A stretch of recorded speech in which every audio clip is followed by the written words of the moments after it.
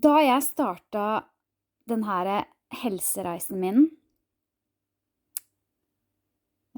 egentlig 2015, så var det jeg og min daværende samboer, over nesten 10 år, som satte oss ned en kveld og begynte å se dokumentarer på rett og slett starte et sunnere liv, et friskere, sunnere liv med sunnere mat.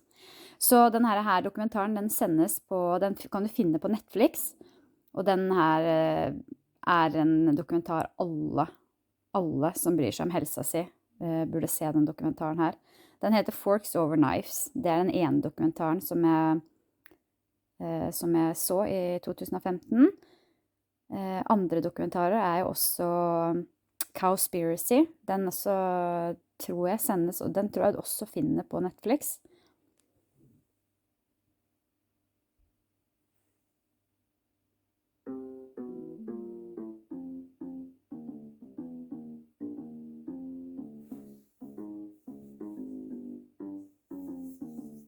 In diabetes, there's too much sugar in the blood.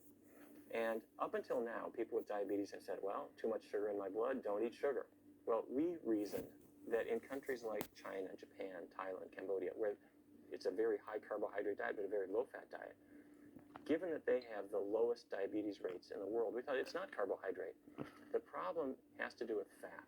Those fats get into the cells that causes that insulin resistance, so the diet should be getting the fat out of the cells so insulin can work again. Type 2 diabetes used to be called adult onset. The problem is that the insulin, which is this hormone that acts like a key to let the sugar out of the blood into the muscle cells, where it can power your movements, that insulin key isn't working very well.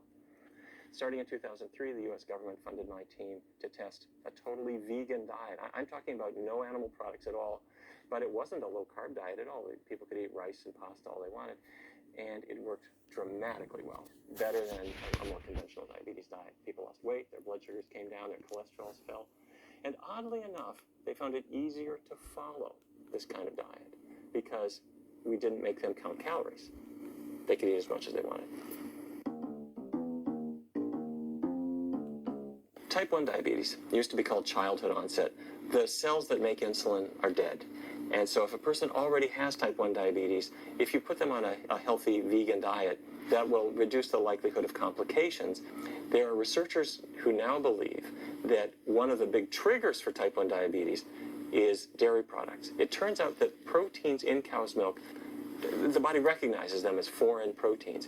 The body makes antibodies to destroy them. Those same antibodies then destroy the insulin-producing cells in the pancreas. And there's a major study right now that's nailing down whether, if kids are breastfed and they are not given a cow's milk protein at all during infancy, that we might be able to reduce the risk of type 1 diabetes. The evidence so far says that's exactly right.